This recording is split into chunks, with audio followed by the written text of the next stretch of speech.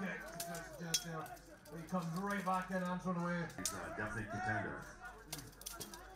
Every category going. Big shot of the Hackster, watching his back. Ukraine fighter coming from. Boom. Oh, one of the Ukrainian is down. Ukraine down first. Two Ukrainian down. Chopping down is Killian. What do you understand? We have a grapple there. Two more down. Always as a kid, I've always enjoyed knights in armor and stuff. My grandparents made us wooden swords and shields, my brother and I. So we always fought against each other. So when I finally found out that people can actually do this for real and dress up in full steel armor and have full contact combat, I couldn't wait to get stuck in.